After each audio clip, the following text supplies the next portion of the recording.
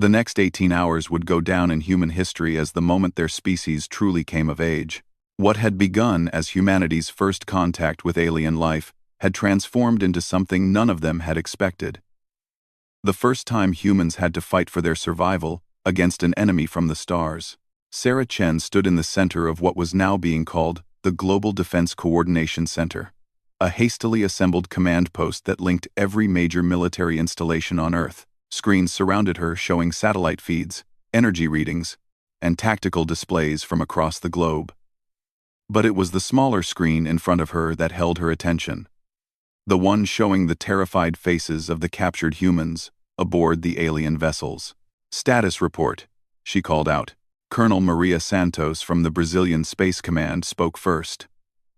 "All ground-based telescopes and radio arrays are now linked into the global network. We've got eyes on everything in near-Earth orbit." "Good. Dr. Nakamura, what about the quantum interference plan?" Dr. Kim Nakamura looked up from her calculations. "CERN is coordinating with Fermilab, KEK, and DESY. If we can synchronize the particle accelerators and focus them on the same quantum frequency, we should be able to disrupt their vacuum energy extraction." "Should?" General Morrison raised an eyebrow. "This is entirely theoretical," Dr. Nakamura admitted. "We're essentially trying to punch holes in space-time itself. The calculations alone are staggering." Agent Reed approached with a tablet full of data. "We've been analyzing the footage of our people inside their ships. Look at this." He played a video segment showing one of the captured astronauts clearly mouthing words toward the viewing port.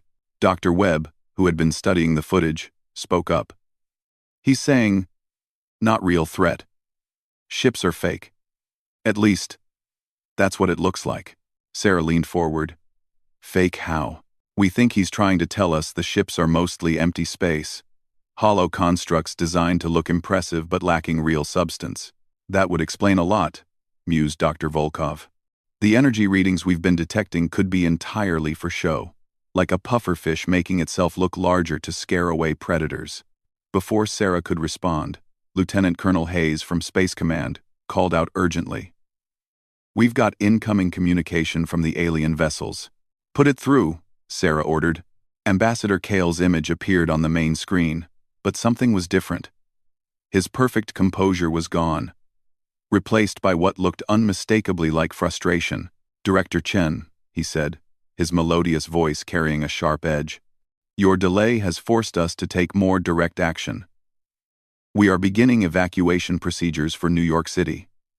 Citizens are advised to gather in designated areas for transport." "Evacuation to where?" Sarah asked calmly. "To safety," Kale replied. "Away from the approaching devourers." Sarah glanced at the tactical display showing the alien ship's positions, then back at Kale. "Ambassador, I have a question about these devourers." "Time for questions has passed. Humor me," Sarah said, her diplomatic smile never wavering. "If they're as dangerous as you claim, and if they've been destroying civilizations for eons, why are you so eager to stay in this system to evacuate us? Shouldn't you be fleeing yourself?" Kale's pause was longer this time. "We are protected by our superior technology, the same superior technology that requires you to evacuate entire species rather than fight. The coalition does not engage in warfare," Kale said stiffly. Sarah nodded thoughtfully. "Right. You preserve life by relocating it. How many species have you successfully relocated over the years?" "Many dozens. And where exactly do you relocate them to?" "Which systems?" Another pause. "That information is classified for security reasons." "Classified," Sarah repeated. "How convenient." "Classified. How convenient." On her peripheral screens, Sarah could see data flowing in from around the globe. The particle accelerators were almost ready for coordinated activation. Military units were moving into position near major cities. Most importantly, their deep space monitoring arrays had detected something interesting. "Ambassador," Sarah continued, "I've been thinking about your story, and I realized something doesn't add up. Director Chen, every moment we waste in conversation puts more lives at risk." You say the Devourers are coming from deep space, approaching our system, but our arrays show no sign of any massive fleet or entity. Now, either they're completely undetectable by any known physics, or, Kale prompted, though he looked like he already knew where this was going, or they're not coming from out there at all. Sarah gestured toward the ceiling. They're already here. The silence stretched for several seconds. When Kale spoke again, his voice had changed. The melodious, concerned tone was gone, replaced by something harder. You are more perceptive than anticipated. Thank you, Sarah said. I take that as a compliment. Now, shall we dispense with the charade? Kale's image flickered, and when it stabilized, his appearance had changed. The pale blue skin was gone, replaced by something gray and chitinous. His large, kind eyes had become compound structures that reflected light like a beetle's shell. When he spoke, his voice carried harmonics that made every human in the room feel instinctively uneasy. Very well, the creature said. You have forced our hand prematurely. We are the harvesters. And yes, we are what you would call the Devourers. We consume not worlds, but the potential of species, their knowledge, their creativity, their genetic diversity. And the coalition? Sarah asked, though she already knew the answer. Does not exist. We work alone, moving from system to system, harvesting what is useful before moving on. Your species showed unusual promise, so we developed a more sophisticated approach. Secretary General Reyes stepped forward. How many other worlds have you done this to? Hundreds, the creature said, with what might have been pride. Most species eagerly accept our protection once they understand the alternative. Your refusal is unusual, Sarah smiled grimly. We're a stubborn species, so we have learned. But your stubbornness will not save your people. We have your outer system colonies. We can take your cities one by one, if necessary. You could try, Sarah agreed. But I think you'll find us more difficult prey than you're used to. The creature that called itself Kale tilted its head in a distinctly insectoid gesture. You have no weapons capable of threatening our vessels. Don't we? Sarah turned to Dr. Nakamura. Doctor, please activate the quantum interference grid. Around the globe, particle accelerators that had been built to probe the fundamental nature of reality were instead turned into weapons. Beams of energy focused on precise quantum frequencies lanced through space toward the three alien vessels. The effect was immediate and dramatic. The ship's energy signatures flickered and began to collapse. What had appeared to be solid, massive structures revealed themselves as sophisticated holographic projections wrapped around much smaller cores. Impossible, the creature hissed. Improbable, Sarah corrected. We've been studying quantum physics for over a century. Did you really think we wouldn't figure out how to disrupt vacuum energy extraction? The alien ships were struggling now, their facade of power crumbling. But they still held human prisoners, and Sarah knew the situation was far from resolved. You may have damaged our harvesting platforms, the creature said, but we still hold your people. Surrender, or they will be processed. Processed, Sarah repeated. I assume that's a euphemism for something unpleasant. Their knowledge and genetic material will be extracted and stored. Their consciousness will be discontinued. Their consciousness will be. The room went dead silent. Sarah felt a cold rage building in her chest, but her voice remained level. I see. And if we surrender, your leaders and intellectuals will be preserved for processing. The remainder of your species will be relocated to serve our needs in other systems. As slaves, as resources, Sarah looked around the command center at the faces of Earth's finest leaders, scientists, and military officers. She saw her own anger reflected in their expressions. I have a counterproposal, she said. You are in no position to negotiate. Oh, I think we are. Sarah turned to Admiral Thompson. Admiral, please show our guest what we've been working on. The main display switched to show a view of space near the alien vessels. Emerging from Earth's shadow came a fleet of human spacecraft, not the elegant, purpose-built warships of science fiction, but converted civilian vessels bristling with improvised weapons and armor. Impossible, the creature repeated. Your species has no significant space-based military capability. We do now, Sarah said. Turns out when you threaten to harvest our people, we get creative very quickly. Those are converted cargo haulers, research vessels, even some of the larger private yachts, all armed with nuclear missiles, kinetic projectiles, and some very interesting experimental weapons our scientists have been working on. Dr. Volkov spoke up from his workstation. The lead ship is carrying our prototype antimatter torpedo. We only had enough antimatter for one, but the theoretical yield should be sufficient to crack your ship's hull. You would destroy your own people? The creature demanded, to save the rest of our species from slavery? Yes. Sarah's voice was ice cold. But I'm hoping it won't come to that. You see, we've learned something about you in the last day. What? You're not warriors.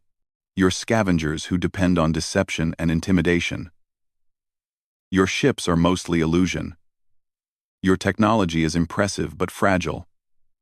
And you've never encountered a species that fought back effectively. The creature's compound eyes glittered with what might have been frustration.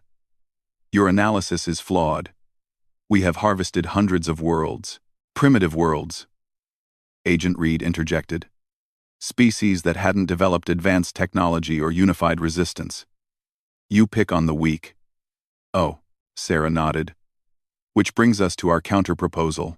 You will release our people immediately and leave this system. In return, we won't test our theories about how fragile your ships really are. And if we refuse, then we find out if human stubbornness is stronger than alien technology. Sarah gestured to the tactical display. We have 17 vessels converging on your position, quantum interference generators disrupting your power systems, and the combined military might of every nation on Earth backing our play. How many species have you encountered that could mount that kind of coordinated response in under 24 hours? For the first time since revealing its true nature, the creature looked uncertain. Its compound eyes shifted between different screens, calculating odds. You would sacrifice your captured people for the sake of resistance, it said finally. If necessary, Sarah replied, but we'd prefer not to. Your choice. The creature was silent for nearly a minute, its alien features unreadable. Finally, it spoke. You are not what we expected. No, Sarah agreed. We rarely are. Your species shows unusual characteristics. Perhaps there is value in reassessing our approach. Sarah felt a flicker of hope, but kept her expression neutral. Meaning, we propose an alternative arrangement. Your people will be returned unharmed. In exchange, you will provide us with samples of your knowledge and genetic diversity. Voluntary samples. From volunteers. No, Sarah said immediately. No? No deals, no compromises, no arrangements. You leave, we keep our people, and you never come back. Those are our terms. The creature's features shifted in what might have been surprise or anger. You cannot be serious. We offer you the chance to survive with minimal losses. We're not interested in survival with losses, General Morrison said bluntly. We're interested in complete victory. Victory. The creature almost seemed amused. You have 17 crewed vessels against our superior technology. Dr. Nakamura looked up from her readouts. Actually, their power levels are down to 30% and falling. The quantum interference is working better than expected. Sarah smiled. Ambassador, or whatever you really are, let me explain something about humans that your research clearly missed. What? We're pack hunters who evolved on a world full of things that wanted to eat us. We learned to fight smarter, not stronger. We learned to cooperate against threats too big for any individual to handle. And we learned that sometimes the best defense is a very aggressive offense. The tactical display showed the human fleet closing in on the alien vessels. The ships were a motley collection. Converted research vessels, mining ships, even a luxury liner that had been hastily armed with missile pods. But they moved with coordinated purpose, following attack patterns that had been developed and rehearsed in the space of a single day. Your ships are failing, Sarah observed.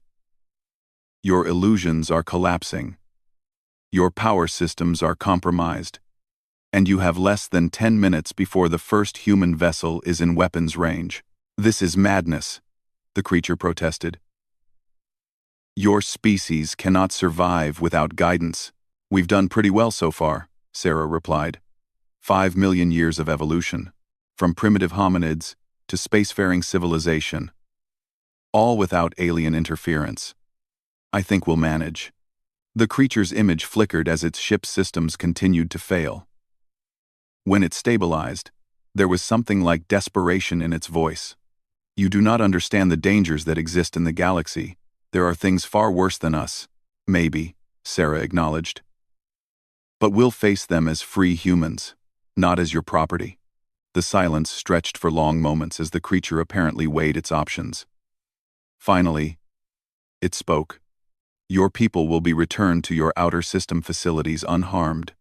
We will depart your system immediately. All of them, Sarah insisted. Every last human you've taken. Agreed. And the facilities will be left intact and functional. Agreed. Sarah nodded to Admiral Thompson, who began issuing orders to the human fleet to maintain distance but stay ready. She turned back to the creature on the screen. There's one more thing. What? Before you leave, you're going to tell us everything you know about other species you've encountered. The ones you've harvested, the ones you've failed to harvest, and any other threats we should know about. The creature's compound eyes glittered. Why would we provide such information? Sarah's smile was predatory. Because if you ever come back to human space, we want to be ready. And because maybe, just maybe, some of those other species you've harvested are still alive somewhere and would like to know that resistance is possible. You would interfere with our operations in other systems? If we can, Sarah said simply. We don't like bullies. The creature stared at her for a long moment. Then its image began to fade. Your species is troublesome. Thank you, Sarah replied. We try to be. As the transmission ended, cheers erupted throughout the command center, but Sarah remained focused on the displays showing the alien ships beginning to move away from Earth, carrying their human prisoners toward the outer system facilities where they would be released. It wasn't over yet. It wouldn't be over until every human was safely back where they belonged, and the creatures calling themselves harvesters were nothing but a rapidly fading energy signature heading for interstellar space.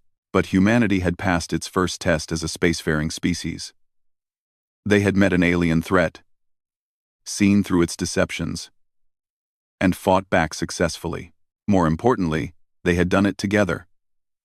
Not as competing nations or ideologies, but as one species determined to remain free. Sarah looked around the command center at the tired but triumphant faces of Earth's defenders and felt a fierce pride. The universe was vast and full of unknown dangers, but humanity had just proven they were ready to face whatever came next. They were not prey. They were not victims. They were humans, and that meant something. 3 months after what historians would call the Harvester Crisis, Sarah Chen stood in the observation deck of humanity's first purpose-built space warship, watching construction crews put the finishing touches on Earth's orbital defense grid. The view was breathtaking. Dozens of space platforms connected by energy conduits, bristling with weapons that had been theoretical just months before. Hard to believe we built all this in 12 weeks, commented Admiral Thompson, joining her at the reinforced viewport. Sarah nodded. Fear is a powerful motivator. So is righteous anger. Below them, Earth looked much the same as it always had. Blue oceans, white clouds, brown and green continents. But humanity's perspective had changed forever. They were no longer alone in the universe, and they now knew the galaxy was far more dangerous than they had imagined. Status report from the outer system? Sarah asked. All facilities are back online and fully operational, Admiral Thompson replied. The rescued personnel have completed their debriefings. The harvesters released everyone exactly as promised. Apparently they really don't like the idea of armed humans hunting them across the galaxy. Sarah smiled grimly. The threat to pursue the harvesters to other systems had been largely a bluff. But it had worked. Humanity didn't yet have the technology for interstellar pursuit, but the aliens hadn't known that. What about the intelligence they provided before leaving? Admiral Thompson's expression grew serious. That's Complicated. Dr. Webb and his team have been analyzing the data for weeks. It's disturbing reading. Sarah turned from the viewport to face him. How disturbing. According to the Harvester records, they've been operating for over 3,000 years. They've harvested 47 different species in that time, taking approximately 12 billion sentient beings as slaves or for processing. The numbers were staggering. Sarah felt a cold knot form in her stomach. Any survivors? Unknown. The harvesters maintain slave populations in several systems, but the data doesn't indicate which species are still extant or in what condition. Admiral Thompson paused. However, there is some good news. I could use some. 17 species successfully resisted harvesting attempts. Most were at technological levels similar to our own. The harvesters seem to target civilizations that have achieved spaceflight, but haven't yet developed effective interplanetary defenses. Sarah nodded. That matched their analysis of the harvesters' tactics. They were scavengers who preyed on the vulnerable, not warriors who sought out strong opponents. Speaking of defenses, Admiral Thompson continued, the Defense Council is ready for your final approval on Project Lighthouse. Sarah turned back to watch the construction crews. Project Lighthouse was humanity's insurance policy against future threats. A network of automated monitoring stations positioned throughout the solar system, designed to detect any approaching alien vessels years before they could reach Earth. Approved, she said.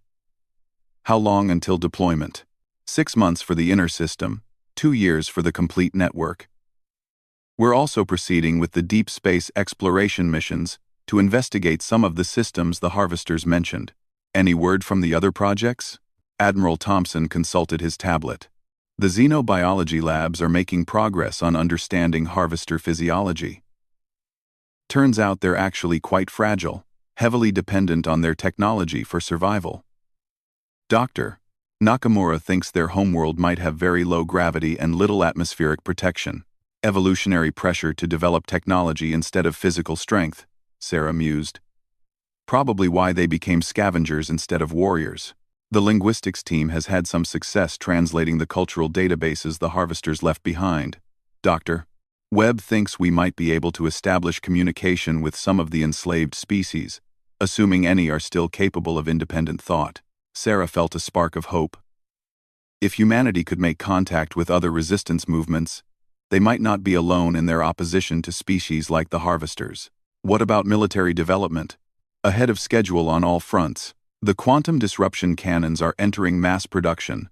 We've got 3 more warships under construction, and the Marine Space Corps has their first battalion ready for deployment. Sarah nodded approvingly. The Marine Space Corps had been her idea. Specially trained soldiers equipped to fight in zero gravity, vacuum, and aboard alien vessels. If humanity encountered more threats like the harvesters, they would be ready to take the fight to the enemy. A soft chime indicated an incoming communication. Admiral Thompson activated his communicator. Admiral Thompson here. Sir, this is Colonel Santos at Deep Space Monitoring Station Alpha. We're detecting an incoming transmission from outside the system. Sarah and Admiral Thompson exchanged glances. Origin? The Admiral asked. Unknown, sir. But it's using the same communication protocols the harvesters established during first contact. Sarah's blood ran cold. Are they coming back? Unknown, sir. The transmission is requesting permission to approach for peaceful contact. But, Colonel Santos paused. Sir, the energy signature is completely different from the harvester vessels. This is something else. Sarah activated her own communicator.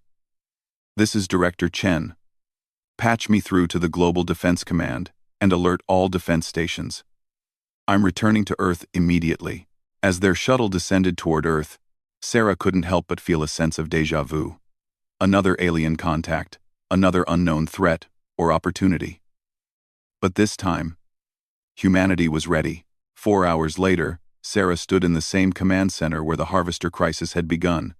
But everything had changed. The hastily assembled coalition of the previous crisis had been replaced by a permanent global defense command, staffed by the best minds from every nation.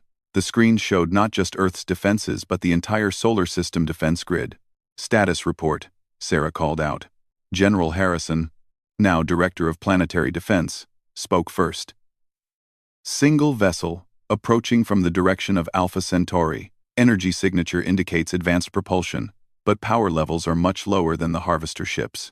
Size: approximately 1/10 the mass of a harvester vessel. More like a large exploration ship than a harvesting platform.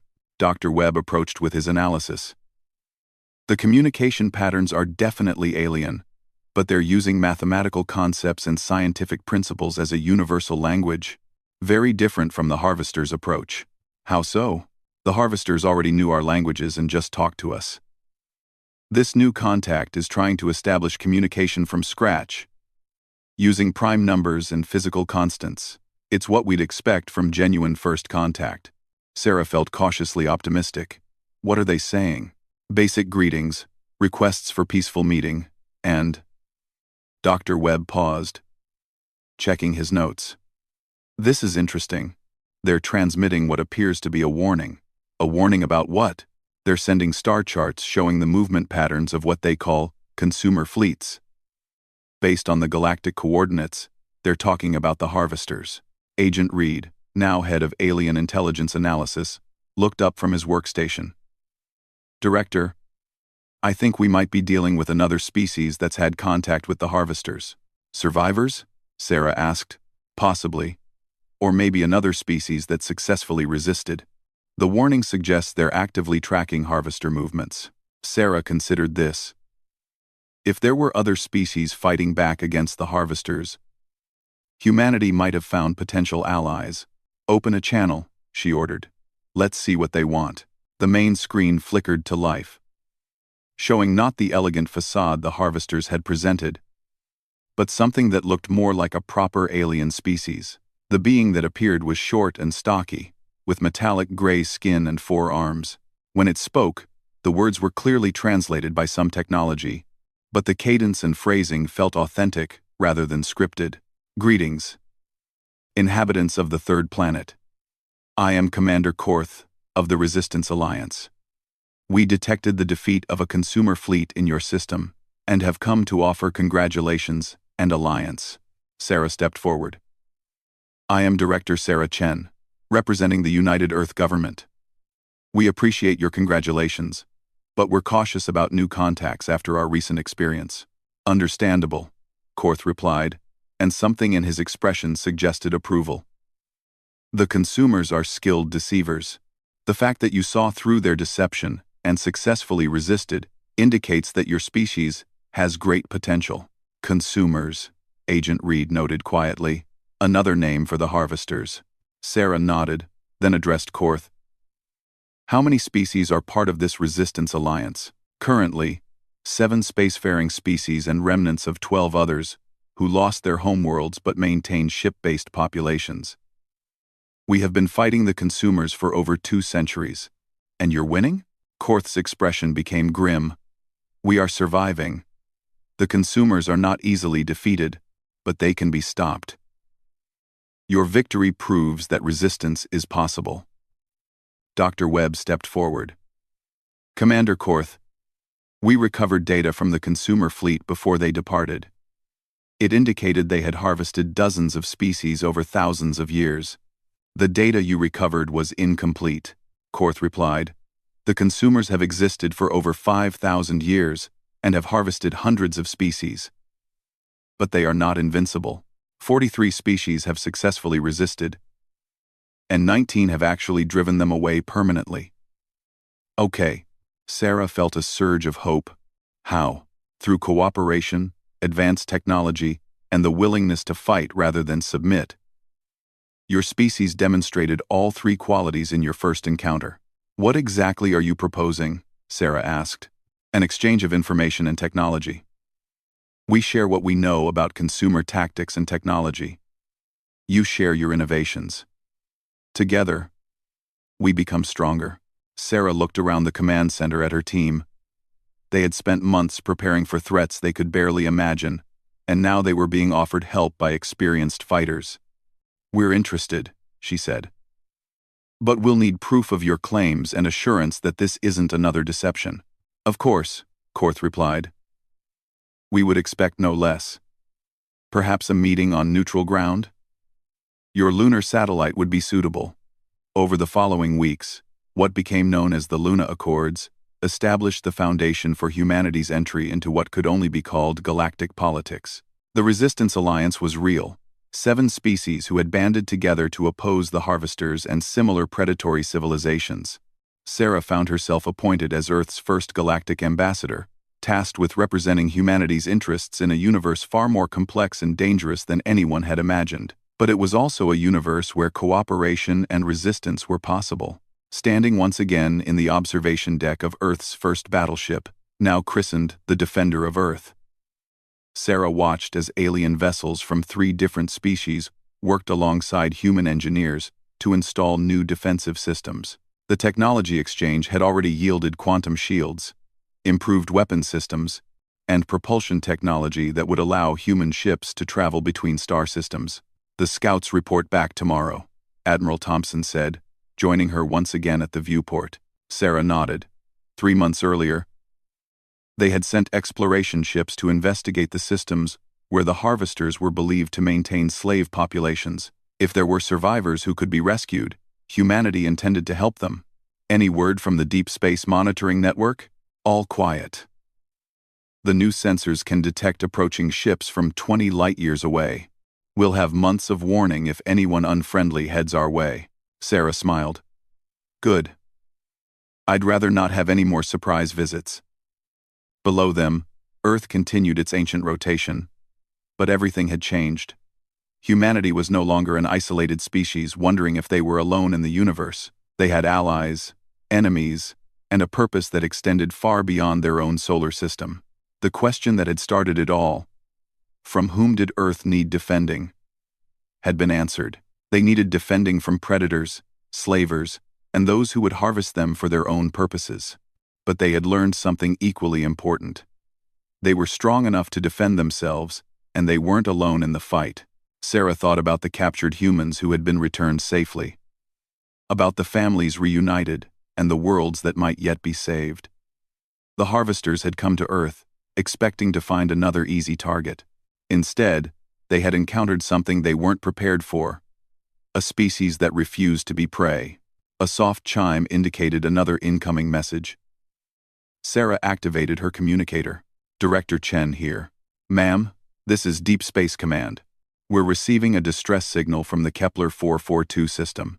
The transmission indicates a consumer fleet is beginning harvesting operations. Sarah felt the familiar cold anger building in her chest. But this time, it was accompanied by something else.